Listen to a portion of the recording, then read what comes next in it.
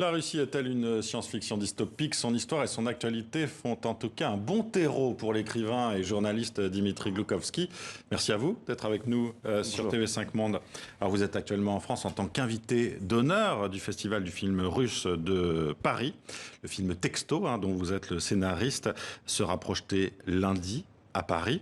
Dimitri Gloukovski, est-ce que vous me permettez d'abord de vous poser une question un peu stupide? Je vous en prie, hein. Est-ce que vous seriez devenu un écrivain, et notamment de science-fiction, pas seulement, si vous n'étiez pas né en Russie? Et c'est vrai qu'en Russie, la science-fiction, c'est une façon d'exprimer des choses que autrement seront un peu supprimées, surtout dans la littérature qui est considérée comme littérature blanche. Et pour nous, science-fiction, c'est toujours métaphorique. Est-ce que justement vous vous inscrivez aussi dans les pas d'un autre grand auteur de science-fiction né en Russie, Isaac Asimov, auteur de Fondation Haute? C'est pas exactement ce que vous faites, mais il y a quand même Je dirais quelque que chose plutôt je suis la tradition des frères Strugatsky, Oui. les auteurs de Pique-nique au bord de la route, etc. Parce que eux, ils ont utilisé science-fiction comme moyen de métaphore pour parler des problèmes sociaux et politiques que la Russie, l'Union soviétique à l'époque tenait. Donc moi, je suis plutôt cette tradition-là.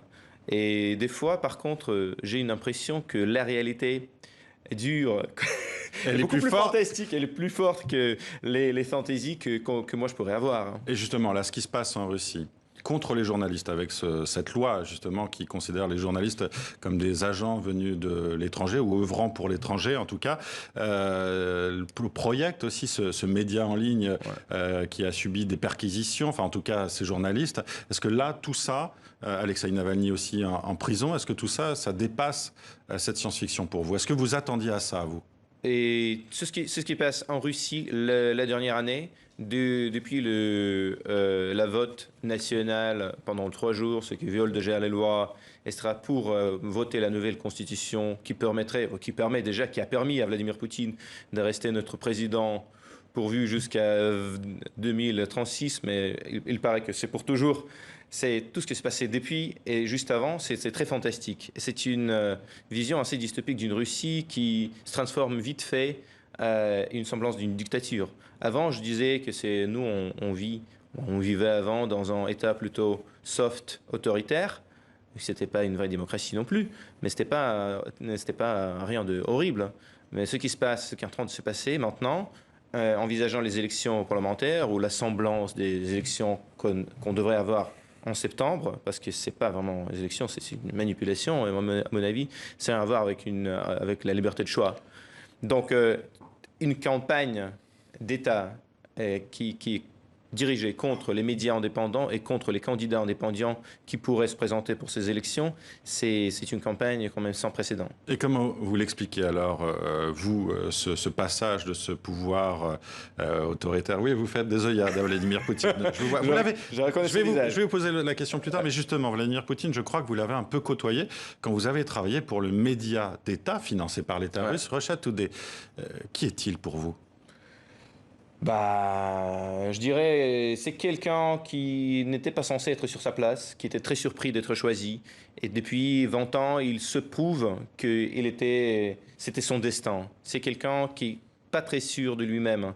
Et c'est pour ça que quand quelqu'un est sûr de lui-même, quand quelqu'un est sûr qu'il était bon, qu'il se combattait pour ce poste, qui a été choisi par le peuple, il n'a pas besoin de se perpétuer dans cette position. Il n'a pas besoin de supprimer chaque résistance ou même l'opposition d'une façon de plus en plus acharnée. Je crois qu'il perd la certitude de son futur. C'est pour ça qu'il, en fait, purge toute la scène politique, y compris même les forces qui ne posent aucun danger à lui. Est-ce qu'il y a eu des moments de basculement, justement, pour que ce pouvoir de Vladimir Poutine se durcisse aujourd'hui? Moi, je pense par exemple à l'assassinat d'Anna Politkovskaya.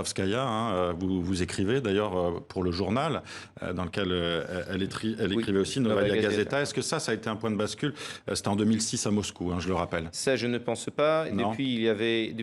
C'était bien sûr un attentat et c'est un meurtre très symbolique. Bien sûr. Mais depuis, ça a été suivi, par exemple, par un meurtre encore plus important. C'était le meurtre de Boris Nemtsov, Bien sûr. un ancien Premier ministre et un politicien d'opposition très prominent, très éminent, qui était assassiné juste devant le Kremlin.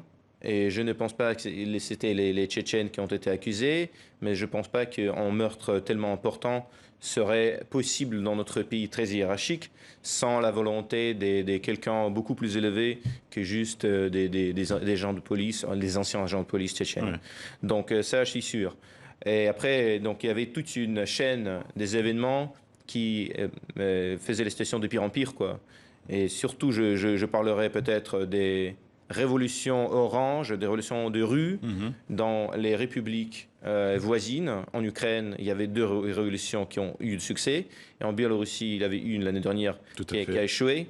Et je crois que c'est surtout ces événements Qui font desquels craindre à Vladimir absolument, qui Poutine. formait la politique Ouais. antérieure de Vladimir Poutine. Donc, une révolution de rue, c'est ça qu'il craint de plus.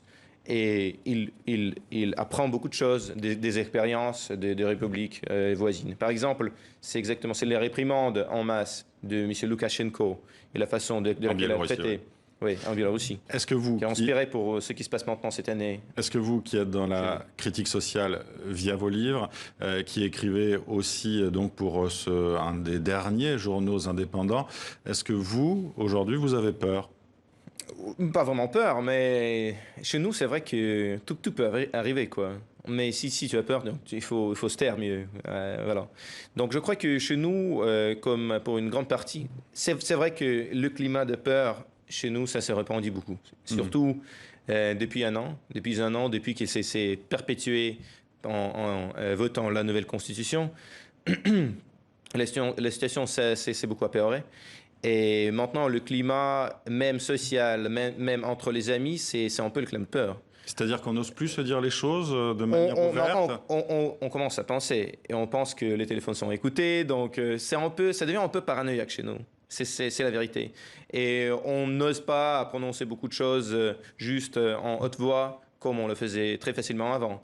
Mais c'est pas juste coïncidence. C'est le résultat d'une campagne de haine envers ceux qui pensent différemment, qui est en cité et très présente à la télévision nationale, qui depuis un moment tournait dans un moyen, dans un outil de propagande.